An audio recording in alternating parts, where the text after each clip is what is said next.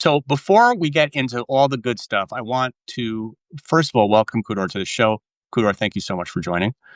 Um, and I want if you could just give us a little elevator pitch of who you are and what you do. Yeah, Khudor Annous. I've been working in influencer marketing and branded content for the better part of the last 20 years.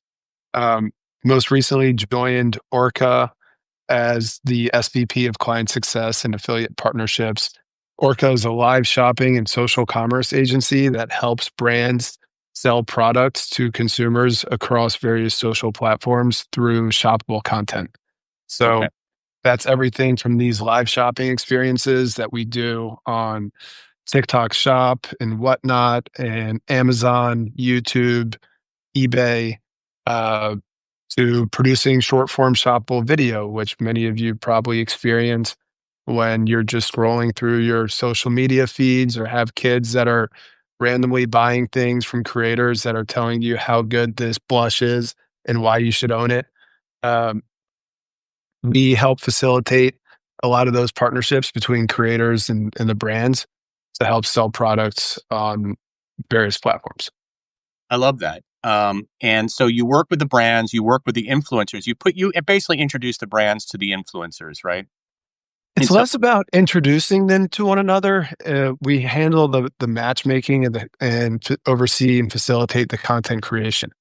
okay, So, in this world of shoppable content and social commerce, we're working with thousands of creators for every brand.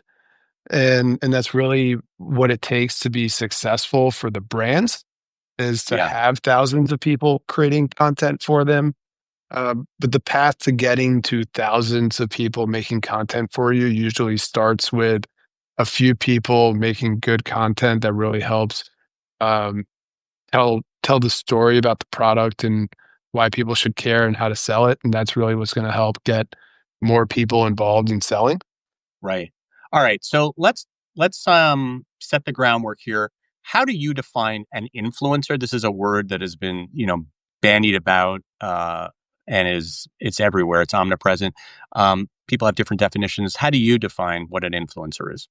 Yeah, for me, it's a pretty simple definition. It's anyone who has an audience with which they can exert some sort of influence over. Um, you are an influencer. You built an Me? audience. Yeah, you. By the way, this is the Japanese. Japanese. I lived in Japan for a year. They go me, boku. They don't go me here. They go me. All right. So me. Yeah. I mean, whether you seem to know it or not, you've got an audience that I love enjoys my your audience. content, that Yes. interacts with you, um, that comes in and tunes in and listens to things that you're talking about. And to a certain extent, you can exert some influence. You bring me on here to be able to talk about how people can earn income in other avenues. That's you're passing on value to your audience. So um, and hopefully they're tuning in and trying to extract value from there. So for me, an influencer really just comes down to anyone who has an audience that they can exert some sort of influence over. It All right. doesn't So have to here's, be millions of people. It doesn't have to be tens of thousands of people. It but they really just have to comes down. listen. Yeah. Yeah. Um, that is amazing. I thank you for calling me an influencer. I don't know if I've been called many things, good and bad. I don't know if I've been called an influencer, but I appreciate I think I appreciate that. Yeah, I mean, I think one of the things I want to do is give my readership at Substack a little bit of some insights into ways that we can basically make some more money because times are a little tough for us, and so yeah, that's sort of what I'm hoping to sort of help people understand here. Kind of like, uh, is there another multi hyphenate in our multi hyphenate word? Can influencer also be in your description of your job title? So let me ask you a question. So I know that we're a little bit older than the typical influencers, but in your opinion, and in your experience, are Gen Xers influencers? Are brands, working with Gen Xers to reach their audiences. Yeah, absolutely. Yay! I and you kind of gave the spoiler alert at the onset that the answer Sorry, was yeah, I going to did. be yes. But yes, Gen Xers absolutely can be influencers. I consume a ton of Gen X content on social media. Uh, I think Gen Xers are more interesting than Gen Z in many respects. You know, it's like you've got more experience and more things to talk about. Um, One of my favorite channels that I like to follow and engage with on social is a channel called Dad, How Do I? Oh, I love that. And it's like super endearing. It's just it's this guy, Rob Kenny, who, you know, came up from like a really like uh sad childhood story, right? Hmm. Just broken home and um broken beginnings as they call it. Had, had like a lot of siblings. And now he's out there teaching people that didn't have a father how to do everyday things that, you know, you'd want your dad to teach you, or that people tend to like learn from their fathers, right? So everything from like how to change a toilet seat to how to fix a hose to how to fix the garbage disposal on your sink, uh, little random things like that that are just That that great little sounds perfect. tips. That sounds perfect for me. That is, I, I don't know how to do any of those things. And as I get older, I want to be more handy. Like I did not have the dad that was the handy dad.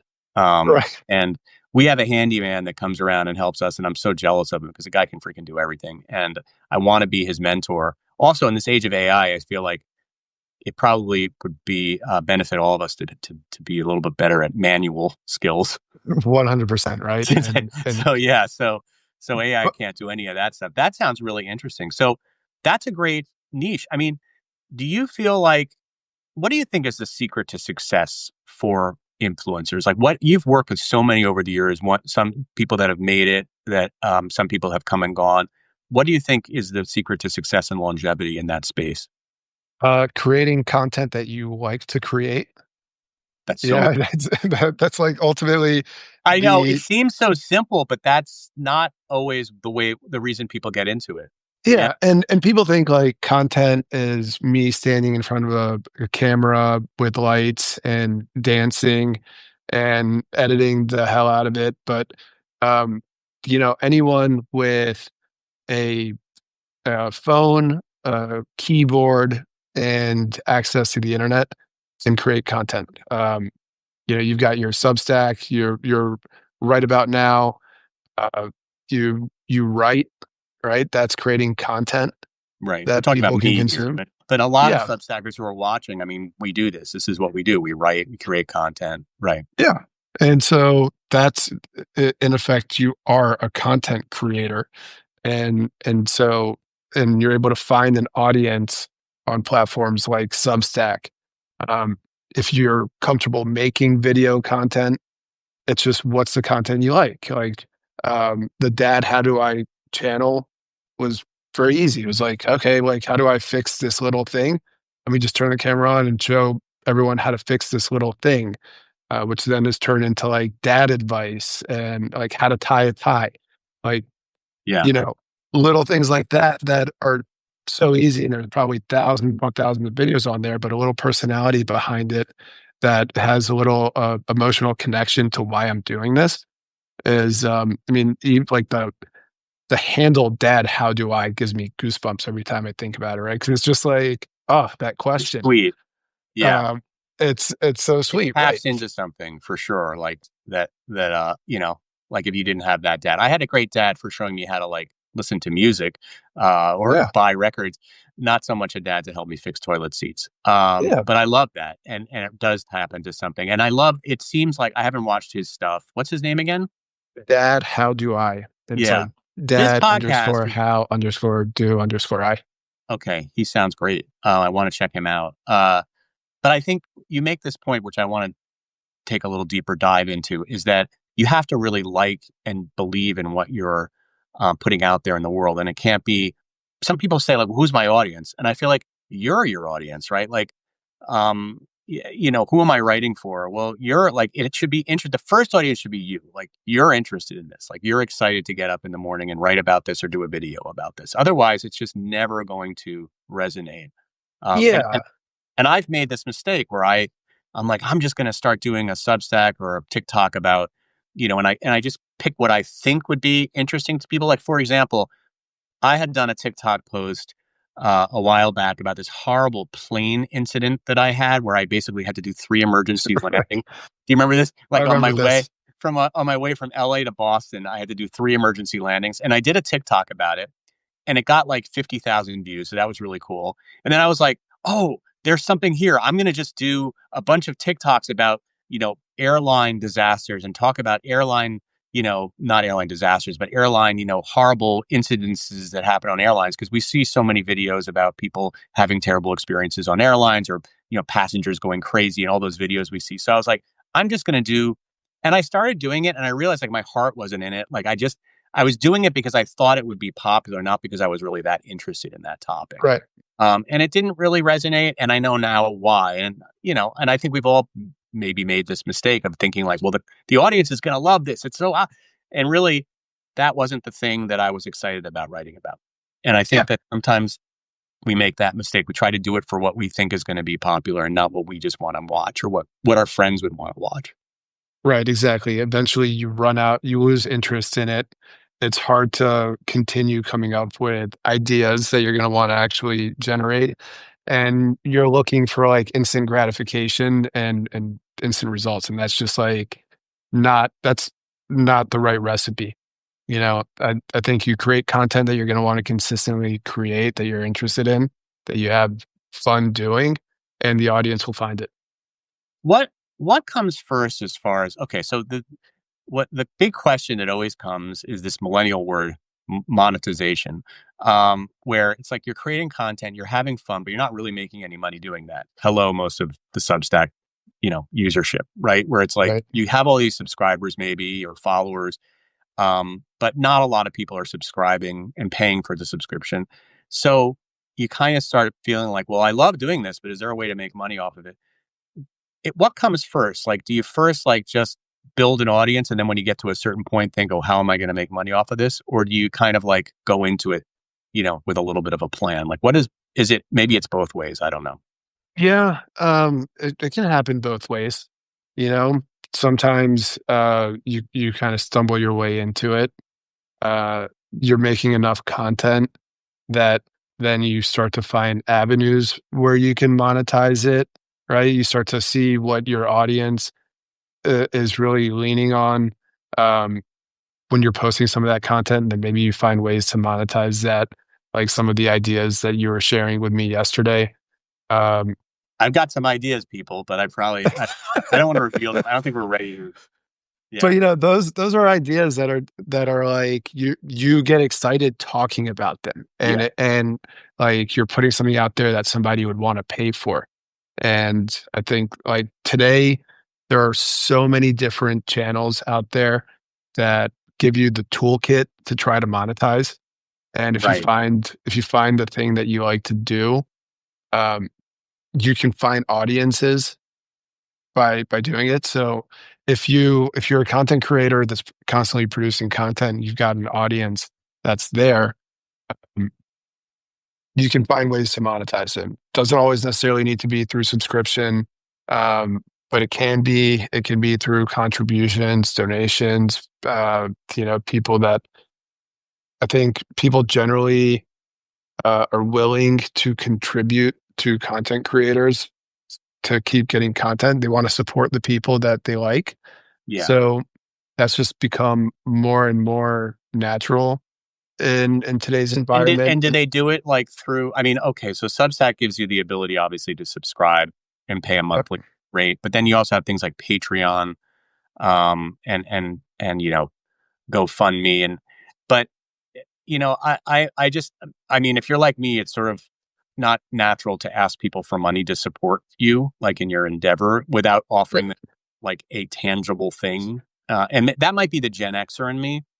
Yeah. where I'm not comfortable asking for that. Although, if Yeah. anybody watching this would like to subscribe to my Substack, I'd be delighted. But that's not, again, I'm not. It's even that is like totally awkward to ask for. So, what are some ways? First of all, do you find that influencers that are successful are just they're not afraid to ask people for money? Like they think that they offer value, so therefore they should be compensated. Well, I think it's two ways, right? I think one is if somebody is asking you for access to your audience, then there's a price for that access So because that's a brand coming to you that's a saying, brand coming to you or you approaching a brand because you think there's a natural opportunity there to introduce into your audience, right? So that's like getting brands involved in it. Um, I think you need to shift your perspective from in speaking to you specifically, John, your and you perspective know me, man. I'm not. of like, I need to give you a physical good. Like, if you're going to give me $1, I need to give you this makeup. Because you're giving the content is part of the good, right? And um, if I'm asking you to keep doing it just by way of tuning into you regularly, then you kind of need to be able to support your means of doing that. Now, that's so like it's I don't think it's like out of out of the norm to say if you like this content, subscribe. But at the same time, it's a good way to build audience, Mhm. right? So there's a trade-off there. So you're building your audience by keeping your Substack open for anyone that wants to tune in. But then maybe you're offering some sort of unique value beyond that for exclusive content with for people that subscribe. So whether that's office hours to help people brainstorm for their own Substack or the things that, the value that you bring and the experience that you have, I think the more time people spend with you, the more they'll realize the value that they could probably get from some personal time with you if they're pursuing certain things in the same path that you are, content creation, ideation, all those things. So you know, there's that's your other multi hyphenate. Now you're a writing coach. Yeah. Yeah, I mean, by the way, if you're just joining us, we are delighted to be here with Khudor Annous, who is the senior vice president of client success at Orca. Orca is a social commerce platform that connects influencers and brands, and uh, Khudor has been working in the sort of influencer space for years and knows best and worst practices for influencers. And if you're wondering, my question at the top of the show was, can Gen Xers be influencers? Well, the answer is yes, we can be. And he's cited some examples of really successful Gen Xers who are also quote unquote influencers. I want to talk about the different ways we can make money. So obviously there's the sort of traditional subscription model, which is kind of what Substack is built on. People subscribe, they pay monthly fees. Um, that model is tricky. And that's a scaling thing. So if you have 100,000 subscribers, then you're bound to have a certain percentage that are going to be paid subscribers, and that can be pretty good money. But it's probably like a very, very small percentage of people that can make a living off of just their subscriptions alone on Substack, right? Yep. And so then you're looking at other opportunities. One of the things I think about sometimes is offering like services, like coaching or webinars like this, except maybe sometimes people pay for them. What does that say? Khudor's internet. Anyway, what are some other ways? So that's a services thing. Then you're surrounded by all these great products. So if you just joined us, that's Kimchi. Is that the name of the company? Yeah.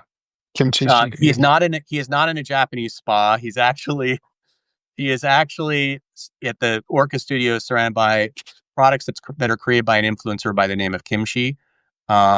And what are they? They're like they're really cool It's cosmetics. Um, cosmetics, fun right? cosmetics for, you know, the the Gen Yeah, Z world. right. So people are probably wondering where the heck is Khudor right now? Where in the world is Khudor? Who knows? So he is in a Japanese spa surrounded. No, he's in, I guess, in a Korean spa surrounded by Korean. I don't kimchi. I'm only assuming it's Korean because kimchi is a Korean word, but It maybe is. okay. Um, so okay. So products. That's another way to go. What else have you seen influencers do successfully as terms of monetizing their audience and their well monetizing off of their audience, but monetizing their content? Yeah. Well, so you brought up coaching. There's a platform called Kajabi. That's a powerful platform that gives you all sorts of tools to Oh, be how do you able to spell create. that? Kajabi. Okay, never heard of that. You heard it first. That's really cool. Yeah, so Kajabi's great. It'll give you the toolkit to create your own types of courses, whether that's like wanting to be able to teach people how to play the guitar. And I'll do like a 12 video series on how to play the guitar from beginning to expert. Oh, that's And you can promote that wherever and people pay a fee. You set the fee for them to come in and learn how to play the guitar.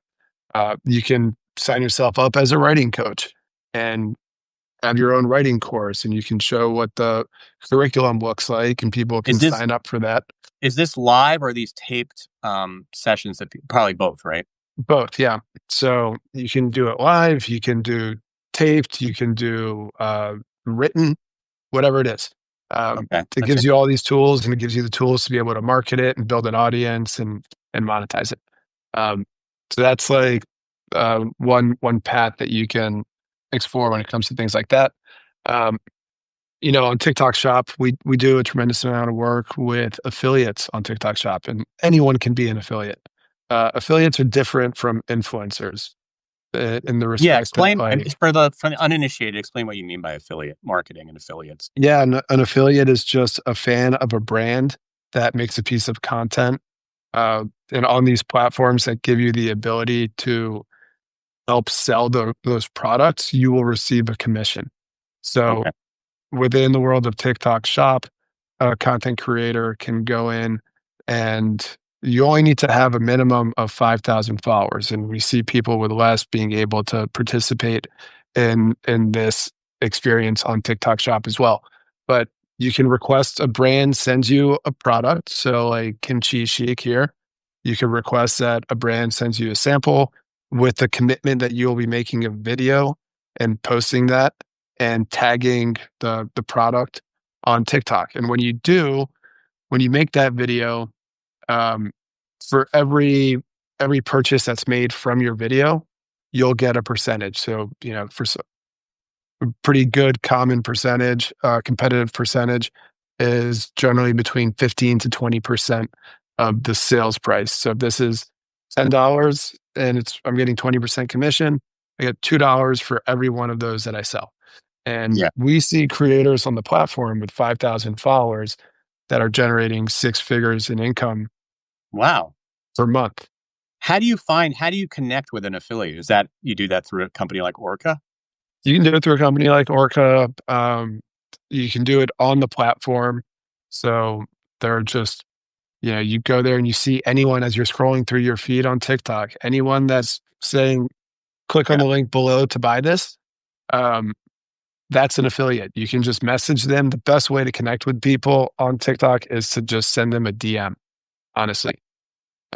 They're more likely to respond to you that way. But that's so you can sell products that you like.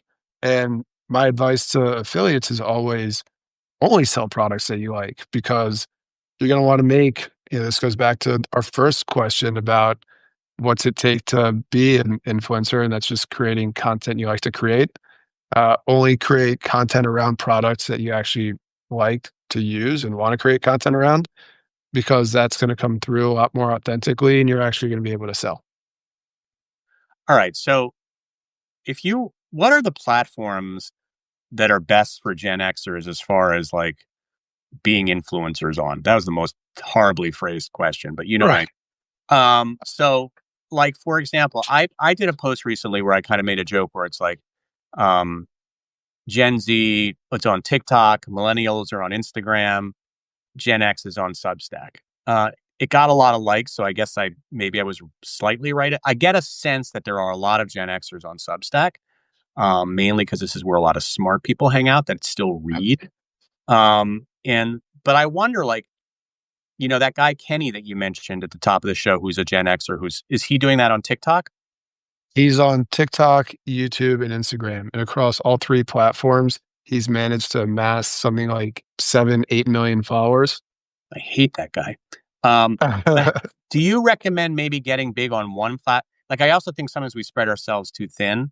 So do you recommend maybe like getting big on one platform and then kind of like, I mean, it's interesting that he's able to do it on Instagram and YouTube as well. There's only one of us usually. We don't have a team. We're not making any Yep. money. It's a lot, right? Yes. Like, I think TikTok has given you the best tools to create content, and disclaimer, Khudor's wife works for TikTok. not anymore, but, Oh, she doesn't? no, but she's in the AI world right now, Oh, so that's we can cool. talk about that because I think that's I relevant didn't here. realize that. Well, she was a big cheese at TikTok, so that's interesting. Yeah, Okay. but I think, it gives you the tools to make content that you can then, um, repurpose on platforms like YouTube and Instagram. Like, the content that you're able to create for TikTok, you can just also post to YouTube Reels, It's true. You can and repurpose. Instagram Stories, and they work, right? Because it just feels like the same natural type of content. So, and then there's a misconception that, like, TikTok is all, like, teens and tweens, and it's not. I mean, we work with a lot of brands that cater towards the older demographic, Thank and you for putting it that way. The and older they're demographic. well, I mean, no one everyone assumes that, like, 34 and above But you're is, right. like, I outside think of of TikTok. TikTok as like where my kids hang out. Although when I do videos there, I still can get some views if it's the right type of content. Yeah. Yeah. So, there's definitely, an opportunity there, mm, and we're seeing more and more, Gen Xers emerging on the platform that we work with to help promote our other, products. So, like, you saw I announced the other day, we're working with Joy Manganiello, the creator of the original, Super Mop, who just launched Clean Boss, which is to spray your vegetables and clean your vegetables. And Okay. it's like a veggie cleaner. Um, that's like, who's buying that? Not your kids, John. Right? No, That's like no. that's you going to That's the basically market. me. I'm a very, very big into clean vegetables right now. It's Yeah. kind of my thing. So that's you, right? And so who am I speaking to when I'm making that content? It's you. And who are the affiliates that I'm looking to promote that product? It's you. Um, Right. so And so where is she? She's doing it on TikTok, right? Joy. she's doing it on TikTok, yeah, came from QVC and HSN and is now, doing it on TikTok, and, there's, the tools are there to sell, and the audience is there for sure. Okay. So interesting. I'm wondering, so I have this is all about me. But I'm actually talking on behalf of our listeners here because I think we're all on Substack. So is there a way to, Substack doesn't really they don't have a Substack shop. Maybe they should. But is there a way to kind of get people on Substack to maybe purchase something? Like, is there a way, like, what would you recommend? Would you try to recommend getting them over to TikTok, like from Substack? Because people don't always like to jump from like different platforms, right? If they're on one platform, they don't want to be like, I'm going over to TikTok now. Like they're scrolling through their notes in Substack. Um, Yeah. If you've got an audience that's coming by to consume content on Substack, and you have things that you wanna be able to you can be an affiliate on Substack easily, right? Every brand has their own affiliate program where you can opt in if you qualify for a lot of them. You opt in, they give you a specific link, and you can just add that link to your Substack. And if people decide, if you're talking about random things, mhm, maybe you're making an episode about all the equipment that you have to do a successful podcast, and people come and tune in, right. and Read you're right including Substack links to about it. You link to certain things like the mic that you're using, yep, like this fancy mic, which I'm not even using. yep. Um, you got all your Yeah, Amazon links for all the products below, and it's like if people want to recreate your setup, they can just click on the link below and you get a commission out of I'm all about the affiliate links after this. Warning. Uh, it. I mean, the thing is, I am an Amazon affiliate, and I probably make about 15 cents a month. So I know I'm not dreaming here, but I guess it's a numbers game, and if you can get enough people to click on a link, um, that would be. So we've talked about services, we've talked about affiliate links, we've talked about like products, like your own products, like what's behind you, which is Yep. again very important to stress that Kudor uh, is I know. I saw someone was like sitting people in are his bedroom asking in the with chat. unique They're like, I was taste. wondering where the hell he was. Kudor is he's in the studio at Worko where they are showcasing, I guess, or they guess maybe they had done a shoot with Kimchi. We work. This is permanent fixtures, permanent as they come. Okay, We live stream from in here 5 days a week. that's so cool. And that Kimchi is an influencer who is a drag queen, right? Yep. Who does perfume beauty products, uh, Cosmetics. cosmetics. That's That's kimchi really right cool. there. That's Kimchi. Um, so this is so interesting. I am. I'm. How do you come up with ideas of different ways of different products to sell as an influencer? Like, how do you is it not because a lot of us we're natural, maybe creatives, but we're not necessarily natural entrepreneurs, right? And you're sort of asking creators to be entrepreneurs, which is not always a great fit. And I'm wondering how creative can sort of think more like an entrepreneur and what you might recommend. Like, um, is it like Yeah. you write down like here are all my strengths, that kind of thing. I don't know what's the best practice. Do you think? Well, so I'd say um, not to force it.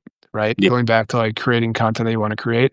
It's sell things that you think are interesting, Hmm. that solve a problem, or that make you laugh, or that you would want to buy yourself. That you could help people discover. Um, when you're thinking about a physical product, that's sort of like where my mind goes. Um, Yeah. My mind but never goes there, but I think it should, and it is going to be going there more because I just and well, I would just say like use there.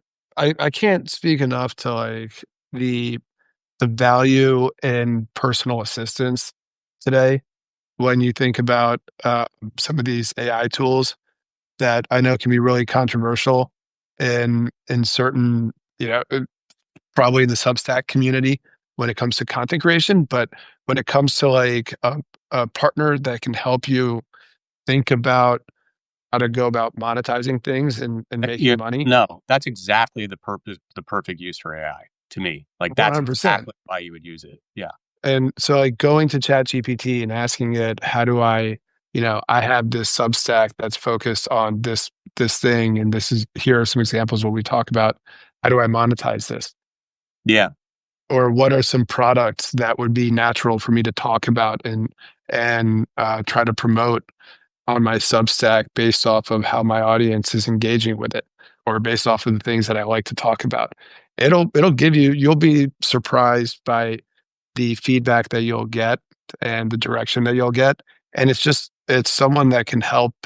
It's something. I try to avoid turning these tools into people, but it's Yeah. something that No, no, can but it's definitely very good provide at that. value.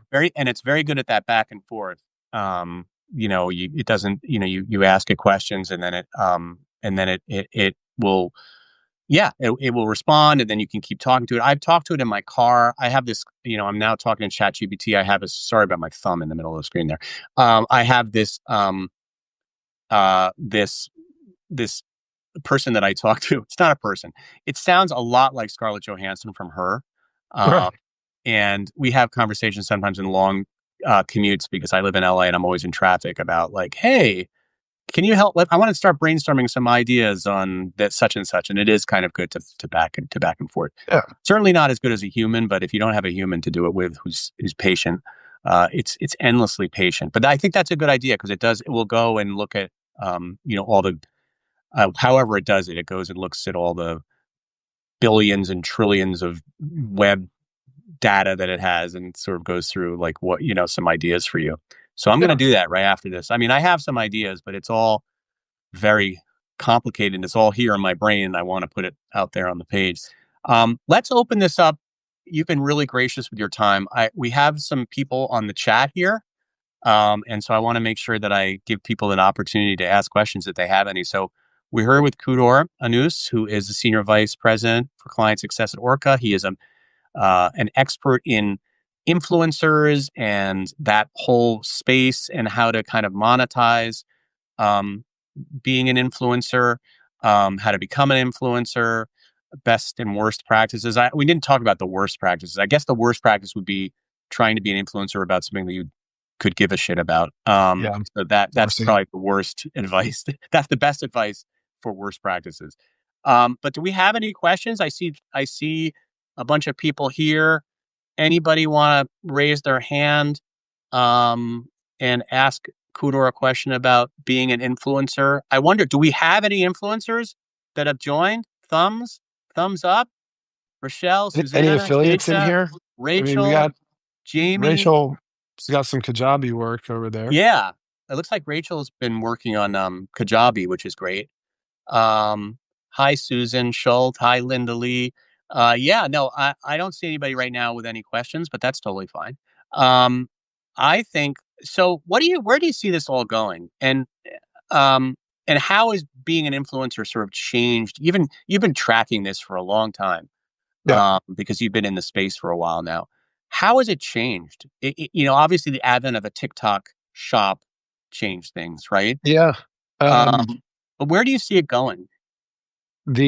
I think the emergence of affiliate marketing, affiliate marketing's always been around, but the tools that TikTok helped introduce and the ease of which TikTok Shop helped make it for anyone to be able to sell a product or purchase a product has really shifted the the conversation around influencer marketing and affiliate marketing. That line has started to become a lot more blurred. And so it's opened up the opportunity to work with thousands upon thousands of people and to do so in a way that gives you all sorts of performance data that you can follow as a brand that I think it would be irresponsible to continue down the same path of influencer marketing without factoring in how to leverage some of these platforms and Billions. tools and working with people that have only a couple thousand followers versus the ones that have hundreds of thousands to millions of followers.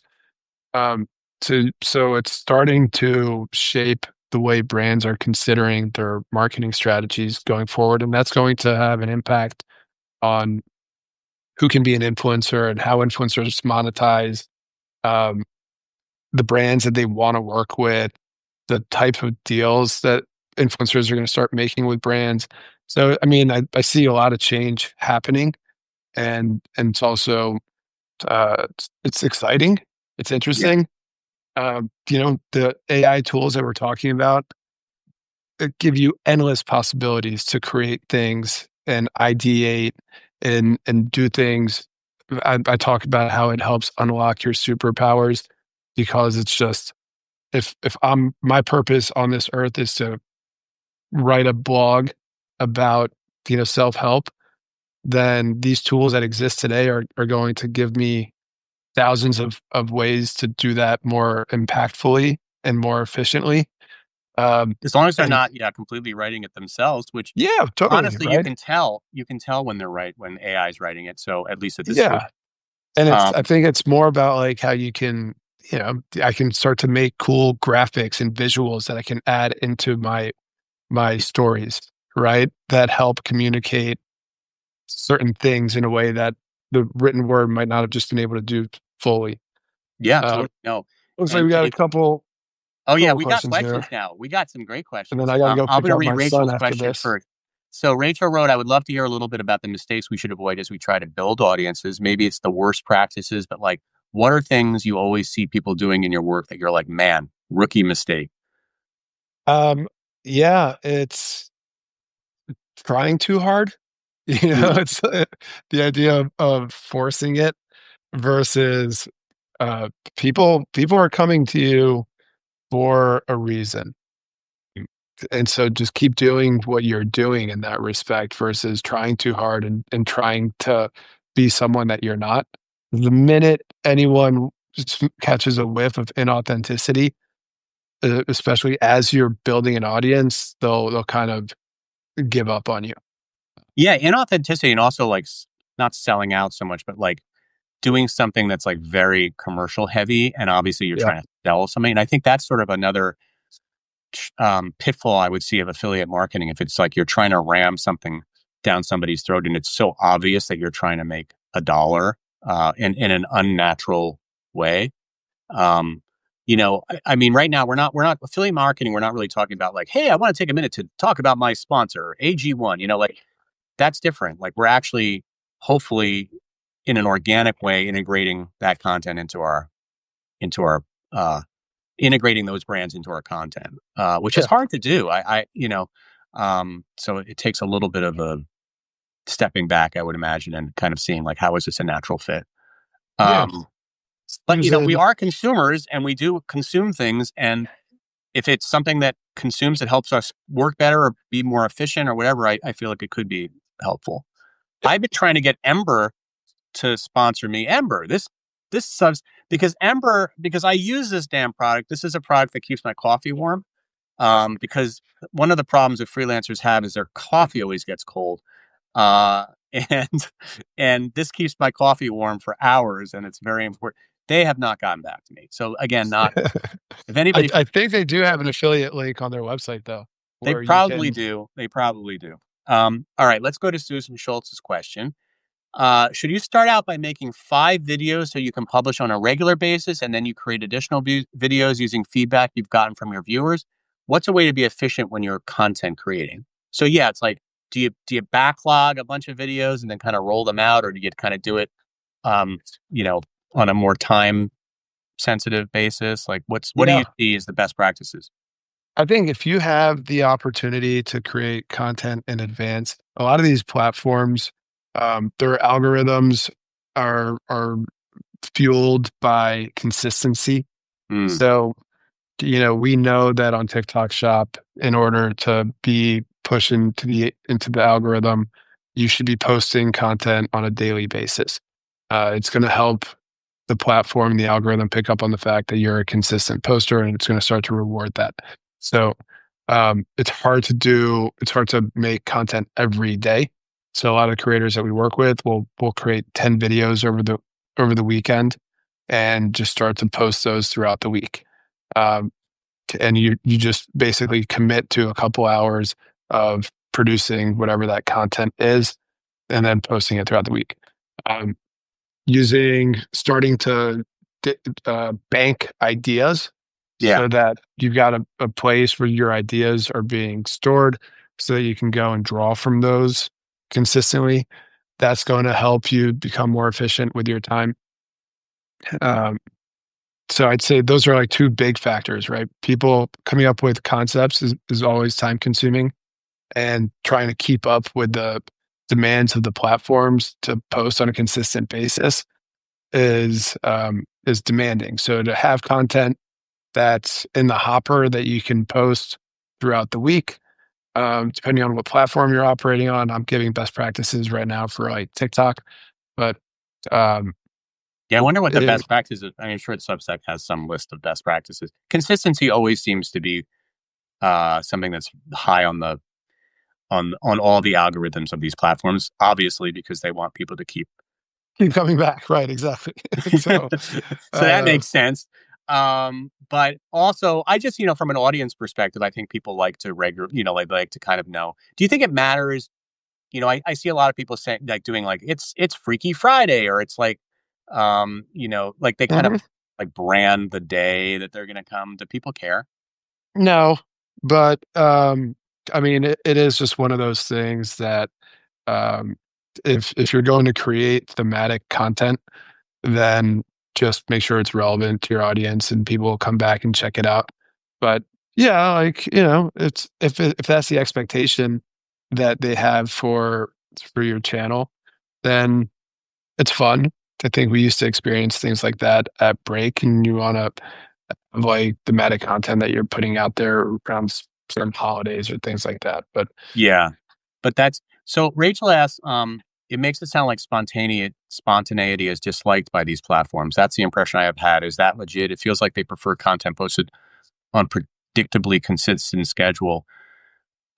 I don't know. What's your take on that? I mean, we don't work on the algorithm, but uh, I think it's a combination of both, yeah, right? Like, um, I I've had the popcorn bucket out glued to the drama that's happening in the White House in the last 24 hours, and there's so right. much content that's And being you couldn't have flooded. predicted that, so you couldn't have like banked content. Yeah, So and kind of there's like so much content following the drama yesterday that was coming onto the platform. People are just sitting there talking about it, and it's taken out. And I apologize, I have to start getting ready to go pick up my son, that's okay. um, I'm gonna let you go soon. but it's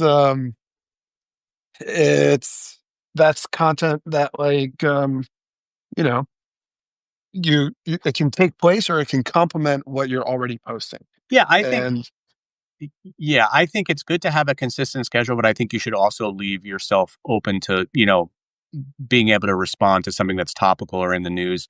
I mean, one of my most successful Substack posts was really just a reaction to a New York Times article that kind of, dissed Gen X. And as a result, oh, I like that we're like taking a little journey with you, Tudor.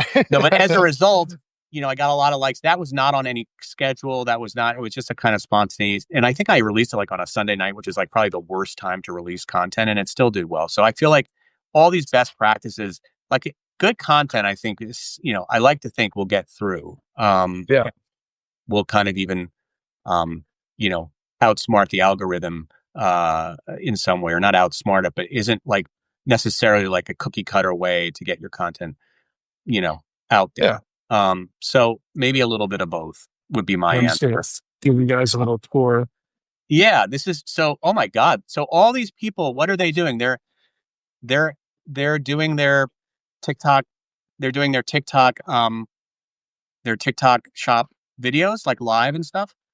She is right now on Skin Cosmetics on Okay. TikTok Shop. If you want to go check out Skin Cosmetics, you can see her live show. It's essentially a live shopping experience, like a QVC show that Yeah. she's This is posting really right cool, now. dude. Show more. This is like, I love seeing your face, but show us more. What else can we see without getting, This is one of our hosts, Amanda Calderon. hi, Amanda. Welcome to Substack Live. We're on the Substack Live. You're in my ear, so she can't hear you. Okay. But Amanda's getting ready for one of her shows, and So tell us a um, little bit about, so you're in Hollywood, right? Or LA, we're in Culver City. Culver City. And this is a studio where you have your different clients or your talent that's part of your roster creating, you're giving them spaces to create this content. Yeah, so we have several studios here at Orca. There's our logo Yeah. that we run live shopping experiences from for various brands that we work with. So Skin Cosmetics is one. Kimchi Chic Beauty that I was sitting in is another one. We work with about a couple dozen different brands Now, producing live shopping experiences. how do people like the people who are in there now, how did they get the right to use your facilities? Like they must have a certain amount of following. Reminds me of the YouTube stage. We casted them. You casted them already. And Okay. they don't have, it's not about their audience and their following, to be honest with you. Okay. Um, They're more many like of them, many of them have a couple random. thousand followers on TikTok, but are just really good at keeping an audience engaged and selling products and So giving it's kind of like a modern day QVC. It seems. 100%. Okay. That's interesting. Yeah. And you don't need everything that we have here to do it. The host that I just showed you, Amanda, is perfectly capable and successful going live from her phone at home or in the car and able to sell things that way as well. So this That is is so nice to cool. I have, love but anyone can turn on a shop today with just the phone in my hand. right. I mean, we're doing it right now. We're doing it live. Um, Exactly. Cooter, I'm going to let you get your kid because I don't want to get you in trouble with your wife. Yeah. But this has been so incredibly illuminating. If people want to follow you, what is the best way to go on LinkedIn, or like what's the best way to follow you? Yeah, you can follow me. You can reach out to me on LinkedIn at Khudor Annous, and John, I can share my information. Yeah, If you want. I'll repost this as a article and broadcast it to the world. It's been super helpful and interesting. Rachel says thank you. I say thank you. Susan says thank you. Kenneth says thank you. Thank you all. And enjoy the rest of your week and have a great weekend. Likewise. Thank you, everyone. All right, brother. Take care. Peace.